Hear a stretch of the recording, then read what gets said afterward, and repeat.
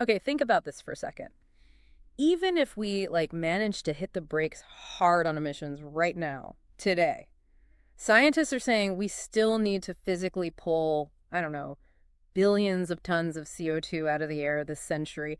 It's a bit like trying to empty a bathtub while the tap's still dripping, you know? That's actually a really good way to put it. Yeah.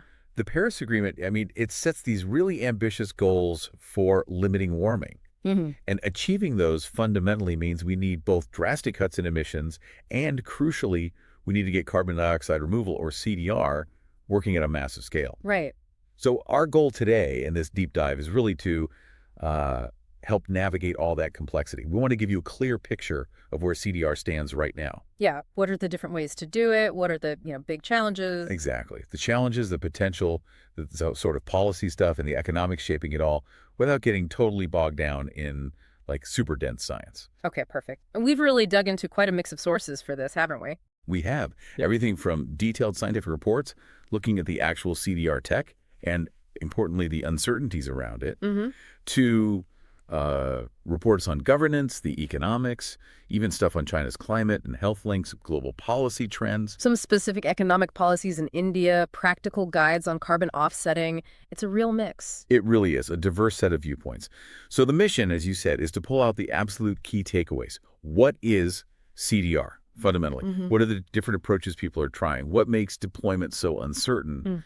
And, what role do policy and economics play? Okay, let's dive in then. First off, why is this idea of actively removing carbon seen as so essential? Why Yeah. can't we just focus on cutting emissions? Well, it's essential for a few key reasons, really. First, even if we go all out on reducing emissions super aggressively, there are just some sectors, heavy industry, maybe aviation, where getting to absolute zero emissions is incredibly hard, maybe impossible, practically speaking. Right, the tricky leftovers. Exactly. So CDR gives us a way to balance those out, to counteract those residual emissions. That's how we actually get to net zero. Okay, so it's for balancing the books at the end. That's one part. Second, deploying CDR at scale could actually help us reach global net zero faster than just relying on cuts alone. Ah, okay, an accelerator. Potentially, yeah. Yeah. And third, and this is maybe the big one long term, CDR could allow us to achieve net negative emissions. Net negative, so actually lowering the CO2 concentration. Precisely. Which might be absolutely necessary if we, say, overshoot our climate targets and need to actively, cool the planet back down by drawing down CO2. So it's kind of a safety net, but also maybe a fast lane. A safety net and a fast lane. Interesting. Now, you mentioned different approaches. CDR isn't just one thing, is it? I saw our sources talk about conventional versus novel methods. What's the deal there? Yeah, that's a key distinction. It basically comes down to how mature the technology is and the scale they're operating at right now. Conventional methods are generally land-based, things we've sort of understood for a while, like planting trees, afforestation, reforestation. The classic stuff. Right. Trees grow, they suck up CO2. Simple. Well, simple concept. Also includes things like building up carbon in soils, enhancing rock weathering, maybe BCCS bioenergy with carbon capture and storage, Ah, and tweaking ocean chemistry, ocean alkalinity enhancement.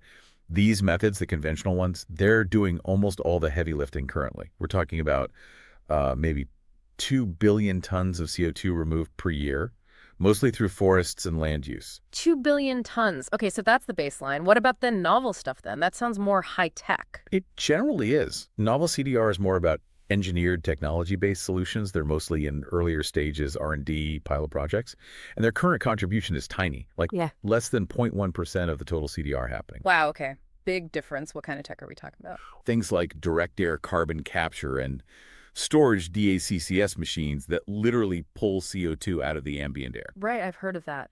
There's biochar, making this charcoal-like stuff from biomass to lock up carbon. BECCS can fit here too, depending how you define it. Also things like storing CO2 deep in the ocean, DOCCS, and various electrochemical methods. One of the reports had a figure showing this whole spectrum. So a huge gap between the established nature-based stuff doing the work now and these new technologies that are still pretty small scale. Exactly. And that's a critical point, right? The nature stuff has limits, potentially, while our ability to really decarbonize deeply might depend on getting these novel high-tech options scaled up massively, which costs a lot and needs Tons of research. Yeah, planting trees versus sci-fi machines. But one of the reports, the deep uncertainty one, really hammered this point about, well, deep uncertainty. What are the big unknowns holding things back? The uncertainty is really about the future economics and resource availability. It's just incredibly hard to predict how much these new technologies will actually cost once you try to build them at scale. Uh-huh. Will the costs come down like they did for solar panels? Maybe, maybe not. And then there's the resources. Do we have enough suitable land, enough water, enough places to safely store the captured CO2 underground? Right. Practical constraints. Huge practical constraints, and they vary a lot depending on which CDR method you're looking at. The report used BECCS as an example. Mm-hmm. Models might say there's potential for huge deployment by 2100, but But maybe we won't actually build that much because it's too expensive or we run out of sustainable biomass or land. precisely. Those cost and resource factors create massive uncertainty in the actual deployment levels we might see. So just because the tech could work doesn't mean it will be deployed everywhere. And you mentioned trade-offs too, like with the deep ocean storage, DOCCS. Exactly. DOCCS might avoid fights over land use, which is a plus. But the report noted it could potentially need huge amounts of water, nitrogen, phosphorus, Mm-hmm. which could cause other environmental problems. Right, solving one problem by creating another one. Potentially, yeah. You have to look at the whole system. It really highlights how complex building a good CDR portfolio is. You can't just pick one winner. You need a mix, and you have to weigh all these different impacts. Okay, that makes a lot of sense. So, given all this uncertainty, this complexity, how do policy and governance fit in? Can they actually push things forward? I saw the Amsterdam report and the governance one talked about this. Oh, absolutely fundamental. Policy is key. Like the Amsterdam example showed how cities can create demand. They can use public procurement, basically, city contracts, to favor building materials made with recycled concrete that mineralizes CO2. Ah, using their buying power. Exactly. Or even mandate its use in new buildings. That creates a guaranteed market, which helps new tech get off the ground. Yeah. On a bigger scale, there's a lot of talk about plugging CDR into existing climate policies, like the EU's emission trading system, the ETS. Okay, how would that work? Well, the idea is you could create official credits or allowances for verified carbon removal. Companies could then buy these removal credits, maybe alongside or instead of traditional emissions allowances. This could, in theory, create a really clear market signal for CDR and give investors the long-term certainty they need to, actually build these projects. A market just for removals. Yeah. But I saw terms like carbon debt and cleanup certificates mentioned with the EU ETS. What's that about? Sounds complicated. It is a bit tricky. It gets at the issue of permanence. Not all CDR stores carbon forever. Trees burn down. Soil carbon can be released. So carbon debt is like if you store carbon temporarily, you might have a debt to remove it again later if it gets released. Ah, okay. Yeah. Like an IOU for future removal. Sort of, yeah. And cleanup certificates could be a specific type of credit within the ETS just for removals, maybe with different rules than the allowances for avoiding emissions. How you integrate these could affect the overall price of carbon allowances in the ETS, and you'd need to be careful to make sure it doesn't weaken the system's overall climate ambition. But it's a way policymakers are thinking about handling the unique aspects of removal. Right. Valuing removal properly, especially if it's not guaranteed forever. Which brings us nicely to the economics. We heard that concrete with carbon mineralization costs more. Yeah, the Amsterdam report said potentially 2 or 3 times higher than regular concrete right now. So there's definitely a cost hurdle for some of these emerging options. And what about the bigger picture economics? Things like the social cost of carbon. All right, so the social cost of carbon, the SEC, tries to estimate the economic damage done by emitting 1 more ton of CO2. The governance report introduced a related idea, the social cost of removal, or SCR. How much economic benefit do we get from removing a ton? But again, permanence complicates it. If the removal isn't permanent, the benefit is less, or you have to factor in the cost of future re-release. It makes evaluation tricky. Okay, so the how long matters for the economics too, not just the how much. Now, shifting gears a bit, one source, the X Prize Cities CDR report, really focused on cities. Why are cities suddenly such a big deal in the CDR conversation? That's a really interesting angle. Cities are becoming key players, and not just because they have their own emissions to deal with. Implementing CDR in cities can bring a lot of direct local benefits, what they call co-benefits. Co-benefits, like what? Well, environmental ones, like better air quality if DETI captures local pollution, or improved water quality, healthier soil, more biodiversity from things like urban forests or green roofs. Tangible stuff people can see and feel. Exactly. And social benefits, too. Better public health, making communities more resilient to climate impacts, maybe addressing environmental justice issues if projects are cited thoughtfully. Plus, economic benefits, think green jobs, attracting investment in new sustainable tech right there in the city. So cities have a lot to gain directly. So it's not just an abstract climate thing for them. The X Prize A report mentioned cities playing several roles. Yeah, it outlined quite a few. Cities can be strategizers, setting local CDR goals. They can be regulators using building codes or zoning. They can be service providers, integrating CDR into infrastructure projects. Okay. They can foster innovation, fund pilot projects, and maybe most importantly, act as conveners, bringing people together, engaging the public, advocating for support from higher levels of government. It's quite a toolkit. Did it give examples? I think you mentioned Basel in New York. It did. Basel, in Switzerland, apparently has legal requirements for green spaces on new buildings, a direct nature-based CDR approach. And New York City passed a law focused on low-embodied carbon concrete for city projects.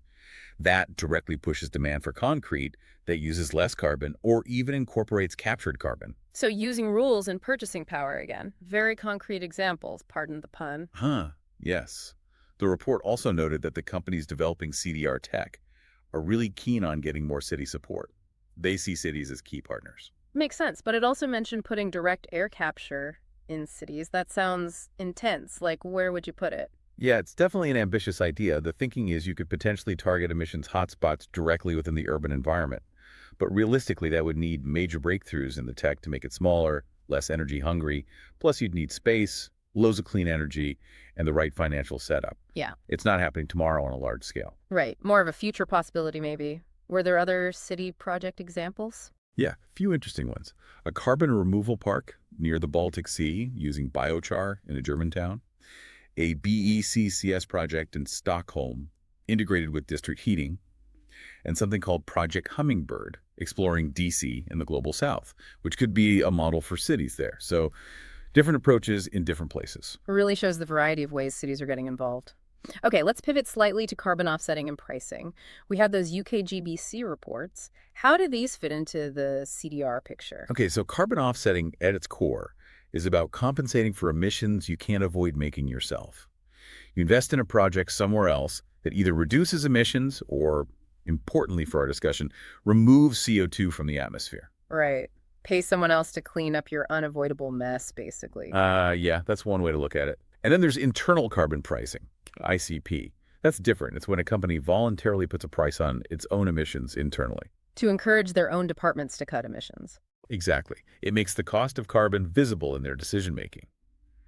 The UK government also publishes reference carbon prices used for evaluating public policies. Okay. But the guidance seemed really strong on needing robust checks for offsets, third-party validation, and all that. Why the emphasis? Oh, it's absolutely critical, because without it, you risk buying offsets that don't actually represent real climate benefit. Yeah. You need independent verification to be sure the claimed reduction or removal is real, it's measurable, and crucially, that it's additional. Additional, meaning? Meaning it wouldn't have happened anyway without the offset money. If someone was going to plant those trees regardless, paying them for it doesn't create any extra climate benefit. Ah, okay. That makes sense. And you also need assurance about permanence. Will the carbon stay stored? Or are there mechanisms to handle reversals if it doesn't? Without these checks, it's just, well, greenwashing. Right. Paying for nothing, essentially. And the guidance differentiated between reducing emissions and actually removing carbon. Yes, and that's becoming a key distinction. Generally, offsets based on genuine carbon removal are seen as higher quality, especially for neutralizing emissions that are truly unavoidable, because you're directly taking CO2 out of the air, not just preventing it elsewhere. Got it. And there are specific UK schemes mentioned, like for woodlands. Yeah, the UK has the Woodland Carbon Code and a Peatland Carbon Code. These set standards for domestic projects that create carbon credits by, planting forests or restoring peat bogs here in the UK. They have their own specific rules, which might not always perfectly match international standards, especially sometimes around proving that additionality point we just discussed. Interesting. So it seems the ideal path is cut your own emissions as much as possible first, then for the truly leftover stuff, invest in really high-quality, verified removal offsets. That's definitely the hierarchy most credible guidance promotes, yeah. Reduction first, then removal for the rest. Okay, so finally, let's pull back one last time. The UNP emissions gap report that always paints a pretty stark picture. Where does all this CDR talk fit into the really big, urgent need to just slash global emissions overall? Yeah, the UNEP report is always a sobering read, Yeah. and it's absolutely clear. Rapid, deep cuts in greenhouse gas emissions have to be the #1 priority, period. The report basically said global emissions hit another record high in 2023. We are way off track for the Paris goals. Still going in the wrong direction. Still fundamentally going the wrong way, yes. The gap between where we are headed and where we need to be is enormous. So while CDR is now seen as necessary, especially long-term, it cannot be an excuse to delay immediate aggressive action to cut emissions now. It's not a get-out-of-jail-free card for polluters. Absolutely not. The report calls for a quantum leap in ambition in national climate plans, the NDCs, focusing on things we know work and can scale fast, like solar and wind power, and stopping deforestation. Those have huge near-term potential. So CDR is part of the solution mix, but mitigation, cutting emissions, is the main event, especially right now. Precisely. The UNEP report also flags the huge differences in emissions between countries and regions, reminding us it needs a global, fair effort. Renewables and forests can do a lot, but CDR will likely be essential for tackling those residual emissions and potentially for that overshoot scenario we talked about earlier. Okay, wow. We've covered a lot of ground there.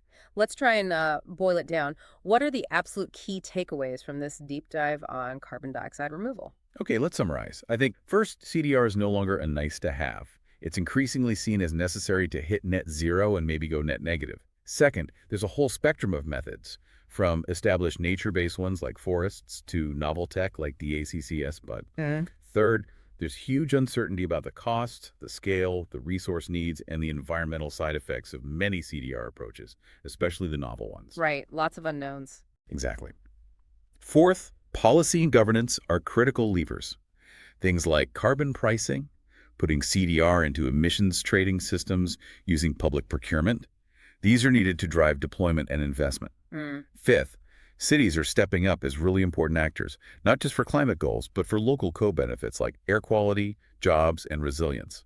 They can play many roles. Yeah, the city angle was fascinating. And finally, sixth, things like carbon offsetting and pricing have a role, especially for residual emissions, but they must be high integrity, focus on additionality and permanence, favor removal over reduction for offsetting, and crucially, never distract from the main job of cutting emissions drastically now. So it's complex. All these pieces, the tech, policy, economics, city action, they're all tangled up and need to work together. It's been really eye-opening seeing how the different sources. Yeah. So for you listening, we really hope pulling together these different threads on CDR gives you some useful context for, following the climate discussion. Hopefully you had a few aha moments seeing how it all fits or doesn't quite fit yet.